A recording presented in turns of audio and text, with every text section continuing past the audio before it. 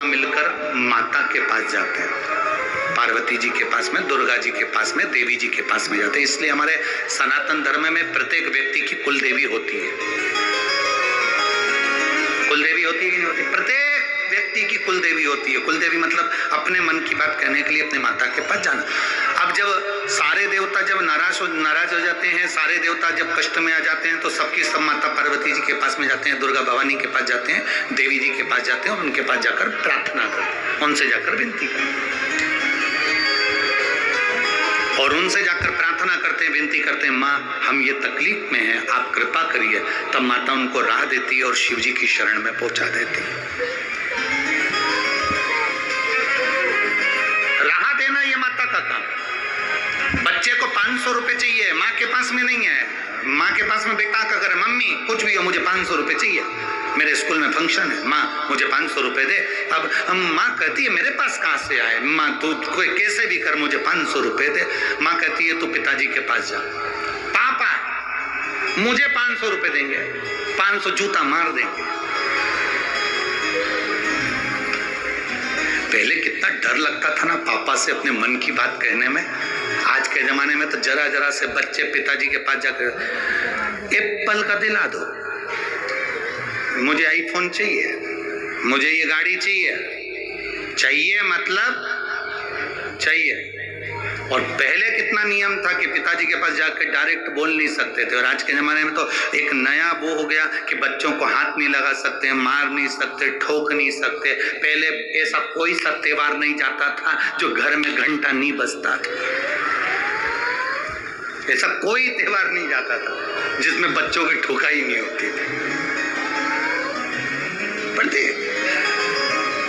माँ 500 रुपए चाहिए, पापा के पास जा, पापा नहीं देंगे। माँ कहती है तू चिंता मत कर, मैं तेरे साथ, तू जा, मैं अभी आई पीछे से। बेटा गया, पापा से कहा 500 रुपए, चिल्ला के दौड़े, काहे को 500 रुपए, अभी तो दिए थे, थोड़े दिन पहले 300 रुपए दिए थे, तेरे को कहाँ छोड़ के आया? अभी मैंने तेरे को 200 रुपए जमा करे थे स्कूल में, वो कहाँ छोड़ के आया? पिताजी ने चिल्लाया, इतने में पीछे से पल्लू रख के आ गई जगत जननी जगदम्बा दुर्गा भवानी।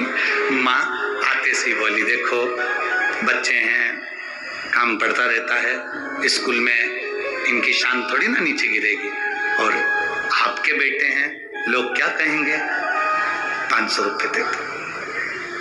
अब उसने जो स्माइल देके बोला ना,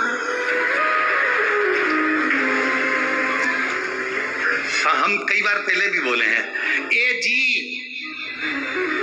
तो खसक लो जी, नहीं तो 500 गया जी। गए, अब दो इनको 500 रुपए दो। पिताजी ने जेब में से, वो मेरी कोट वाली जेब में रखे, निकाल कर दे दे, 500 रुपए निकाल, तुरंत प्राप्त। माँ जब देवताओं भी कष्ट में आ जाते थे तो माता दुर्गा भवानी के पास जाते थे, पार्वती जी से जाकर विनती करते, माता पार्वती उनको शिव की शरण में ले जाती। सब डरते कांपते, शंकर रुद्र हैं, शिव क्रोधी हैं।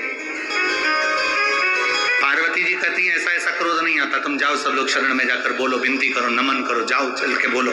सबने जाकर उनसे विनती करी। पार्वती जी आकर खड़ी हो जाती हैं और आके कहती हैं कि प्रभु स्वीकार करो। हम जब शंकर भगवान के शिवलिंग पर जल चढ़ाते हैं तो वो जल सबसे पहले चढ़ा हुआ जल कहाँ आता है?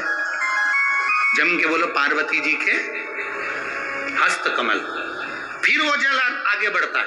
जब हम जल चढ़ाते हैं, ये पार्वती जी का जो हस्त कमल है, इस हस्त कमल पर जल आता है, फिर जल आगे बढ़ता है। हमारे मन की मनोकामना पूरी क्यों होती है? हम बाबा को जल चढ़ाते हैं, आचमन करते हैं, हम बेलपत्री लेते हैं, खाते हैं, हम बाबा से प्रार्थना करते हैं, बाबा मेरे मन की बात यह है।